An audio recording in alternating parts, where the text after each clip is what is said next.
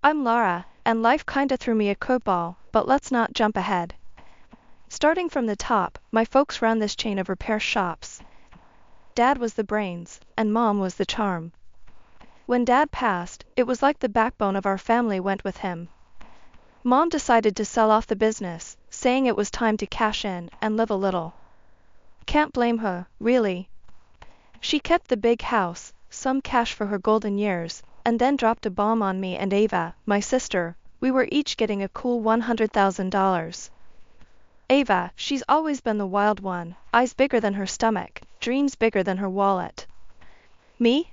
I was planning to stash half of that cash away, maybe start a small business, and have a decent wedding with Mark. Mark and I have been an item since college, the steady rock to my sometimes crazy waves. Then there was this one night, dinner at Mom's, the big house feeling emptier without Dad. That's when Ava, out of the blue, pitches this idea of going into business together.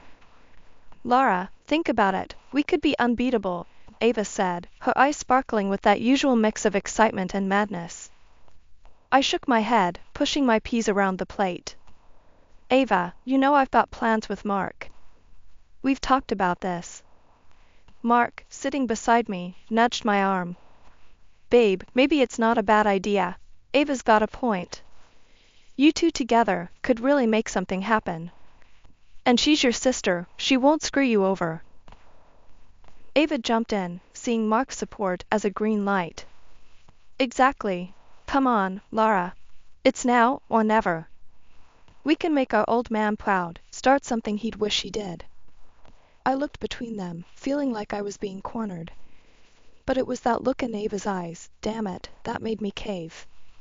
It reminded me of when we were kids, plotting some mischief. Alright, but we do this by the book. No funny business, Ava. Scout's honor. She laughed, clearly never a scout in her life. A few days later, Ava comes around with these papers, all official looking, talking about some investment fund I'd never heard of. She's all giddy, saying we're about to hit the jackpot with the interest this fund's gonna pay out. Hold up, what? I thought we were talking about a physical business. A cafe or something, I said, flipping through the documents, not understanding half of it.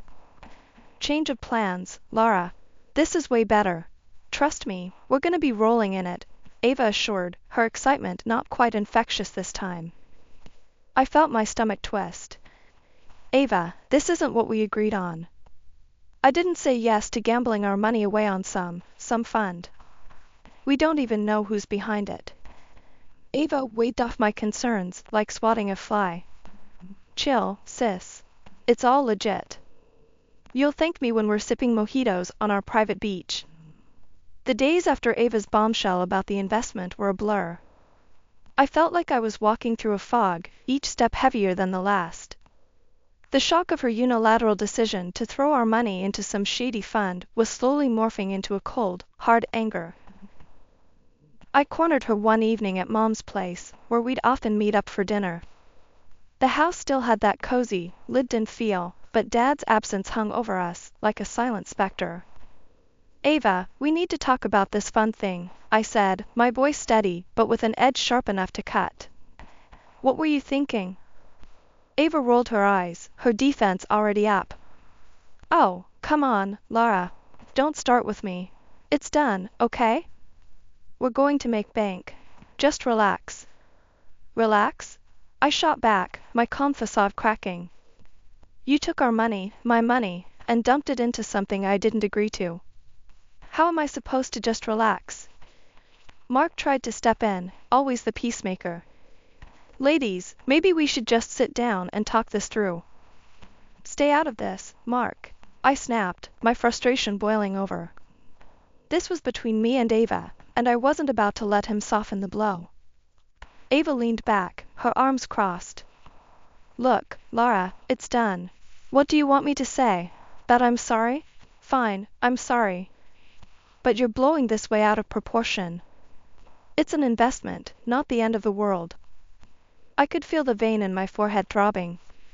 Not the end of the world? That was my wedding money, Ava. Our father's legacy. And you gambled it away like it was nothing. It's not gambling if it's a sure thing, she countered, but even she didn't seem convinced by her own words. Mom walked in then, sensing the tension. What's all this yelling about? Ava and I turned to her, our battle lines drawn.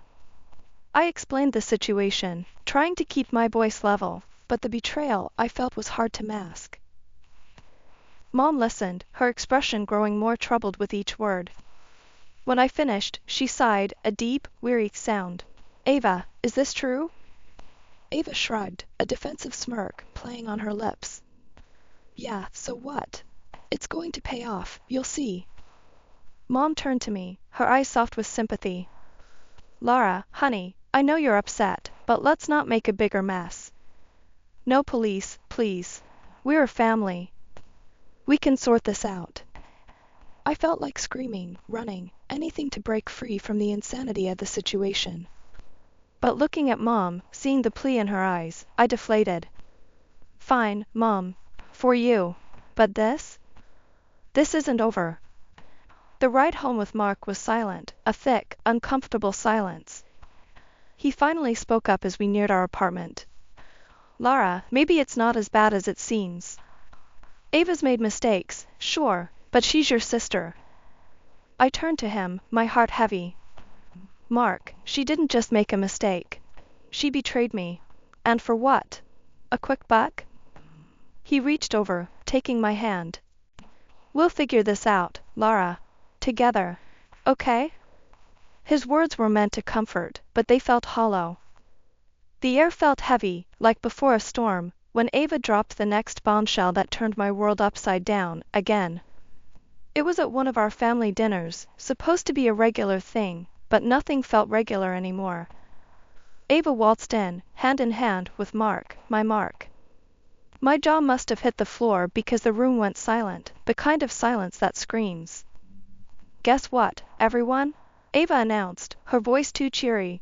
Mark and I are getting married. I blinked, thinking maybe I misheard, but this was some twisted joke. But no, there they were, grinning like two cats who'd got the cream. Married? I finally managed, my voice a mix of shock and disbelief. Mark, what is this? Mark wouldn't meet my eyes, his usual steady gaze darting around the room. Lara, it's complicated. I'm sorry, I didn't know how to. Complicated? I interrupted, feeling the anger boiling up from my toes. You call this complicated? Mom tried to step in, always the peacemaker. Let's all just calm down and talk this through. Talk this through? I snapped, all my hurt spilling out. How do you talk through betrayal? Ava had the gall to look offended. Betrayal? Really, Lara? I thought you'd be happy for us. Happy? That word felt foreign, bitter on my tongue. You steal my fiancé, my future, and you want me to be happy? Mark finally spoke up, his voice low. Lara, it wasn't like that. Things just happened. Just happened? I echoed, my heart in pieces. And what, Ava? Was this your plan all along? Use my money, then take my man? Ava's eyes flashed, defensive. It's not about the money, Lara. Mark and I, we have something real. Something real, I repeated, the words tasting like ash. The room felt smaller, the walls closing in. I had to get out. I stormed out, leaving the chaos behind. The cold night didn't touch the burning rage and hurt inside me. In the following days, silence took over my apartment. Mark's things disappeared, and with them, the life I thought we'd have together. They moved away, but the pain stayed, a constant reminder of the double cross. Mom saw how broken I was, and finally had a heart-to-heart with me. She was always the kind to look for peace, but even she had her limits. Lara, darling, I know it's hard, but holding on to this anger, it'll only hurt you more, she said softly, her eyes filled with a mix of sadness and determination. I just stared, too hurt to consider forgiveness. Then she dropped another bombshell, one I didn't see coming. I'd decided to disinherit Ava. After all this, I can't. I'm leaving everything to you, the house, my savings. Everything. Ava and Mark, they'd chosen their path, and Mom had chosen hers, standing by me. It didn't make the betrayal any less painful, but it was a reminder that not everything was lost. I still had Mom, and in that moment, it was enough to start picking up the pieces. After the dust settled with Ava and Mark's betrayal, life felt like a series of motions, without emotion. But, as they say, time also heals, or at least it scabs over the wounds enough so you can start to move on. I threw myself into work, into renovating the big house Mom left me. It was during one of those long days, covered in paint and sawdust, that I met Ethan. He was a friend of a friend, showed up offering to help with some heavy lifting. I must have looked a mess, but Ethan, he just had this easy smile that made you want to smile back, even if you'd sworn off happiness. "Need a hand with that?" he asked, nodding towards a bulky piece of furniture I was eyeing like an enemy. "I've got it," I said, stubborn as ever, but he just chuckled and stepped in anyway. "Sure you do. And I'm the Queen of England," he joked, and despite myself, I laughed. It had been so long since I'd genuinely found something funny. Ethan was different. He wasn't trying to fix me, just there, making me laugh, lending a hand, and somehow, day by day, the house and my heart started to feel a bit lighter. We'd take breaks, sitting on the porch, drinking lemonade, and talking about everything and nothing. It was easy, uncomplicated, and slowly, I found myself looking forward to those moments. "You know," Ethan said one day, "I never thought I'd enjoy getting covered in paint this much." I glanced at him, splattered in various shades from our latest project. "Well, you're in good company. I think I have more paint on me than the walls." One evening, as we were watching the sunset, painting the sky in hues of orange and pink, Ethan turned to me, his expression serious for once.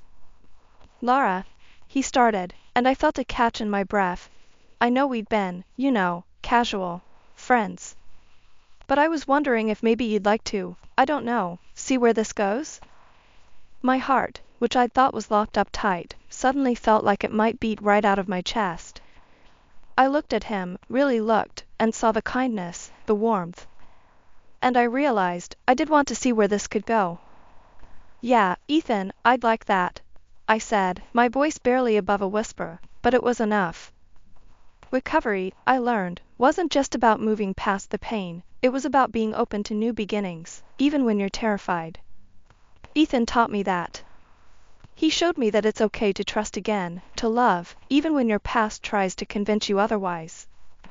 Mom's passing was a blow, another wave of grief, but this time I wasn't alone. Ethan was there, his support unwavering, as we navigated the loss together. The house, once a reminder of everything I had lost, became a home filled with love and laughter, promises of a future I hadn't dared to imagine. I was sipping my morning coffee, Ethan reading the paper across the table, when I saw it. An email from a name I didn't recognize, subject line reading, "Investment opportunity awaits." Curiosity piqued, I clicked it open. The email was slick, filled with fancy terms and promising a hefty return on an investment I'd supposedly made 5 years ago.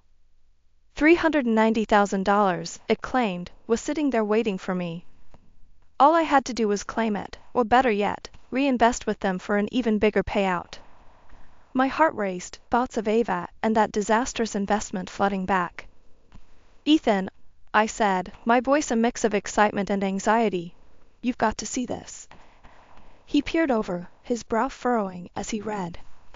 "This looks odd. Do you remember investing in something like this?"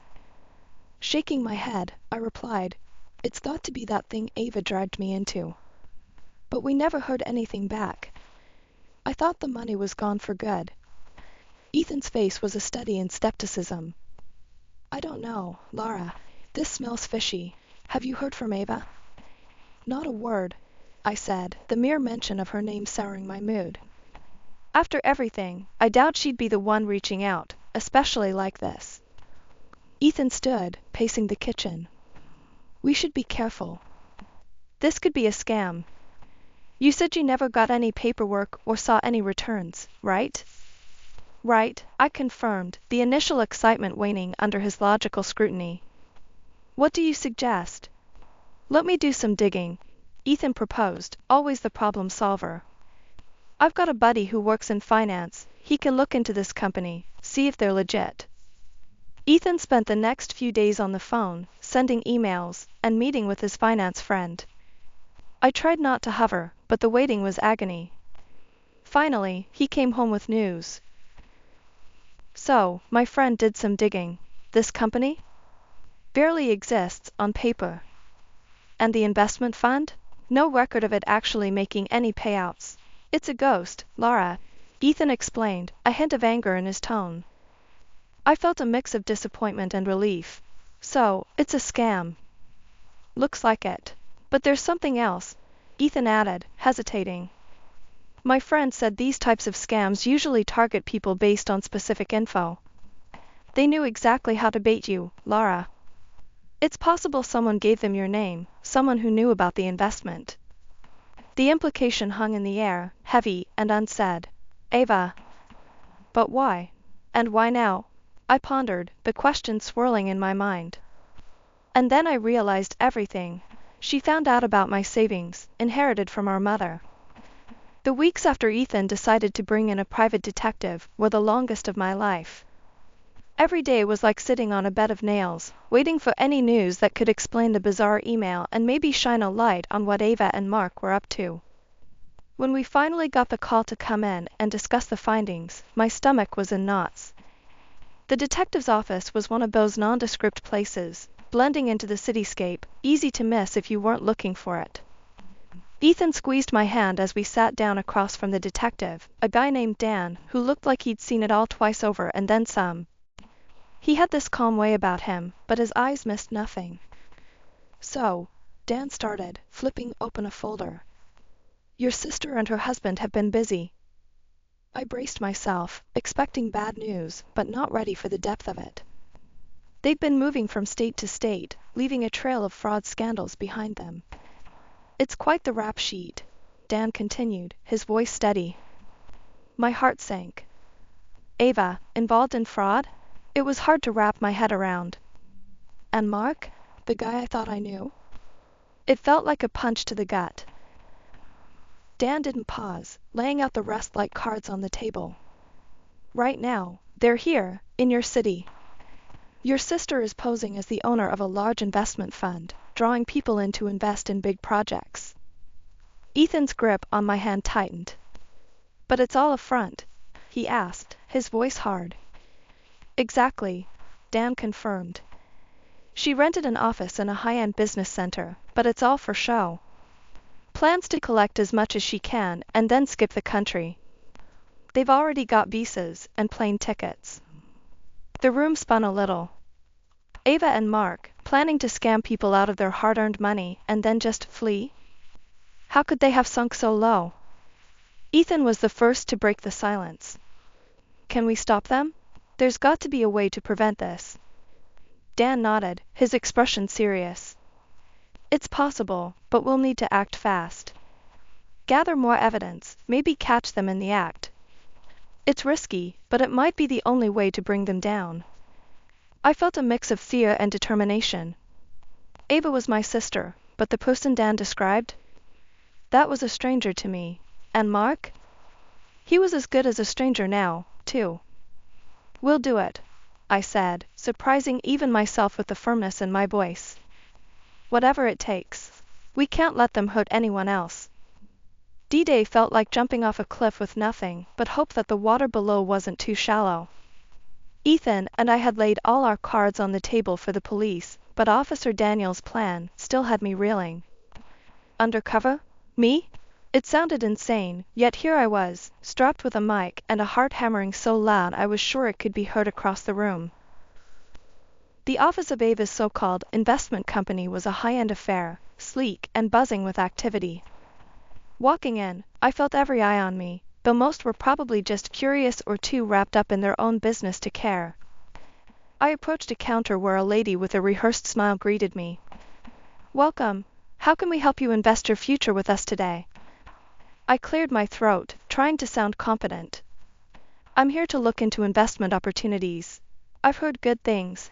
I lied, feeling the weight of the hidden mic against my skin. Oh, wonderful. Let me show you our portfolio. We've seen remarkable returns this year, she chirped, sliding over glossy brochures filled with graphs that probably meant nothing. Nodding along, I played my part, signing up for a callback and expressing interest in attending their charity dinner. I'm considering a significant investment. I'll be more prepared to discuss this at the dinner, I said, laying the groundwork for the sting. The night of the charity dinner arrived, and Ethan and I blended into the sea of suits and sequins. Ava was there, radiant, making her rounds with Mark, my ex-fiancé, at her side. Her pregnant belly stood out thanks to the tight dress. Midway through the evening, amidst applause and self-congratulatory speeches, Ava took to the stage. She was a master at this game, weaving tales of success and prosperity.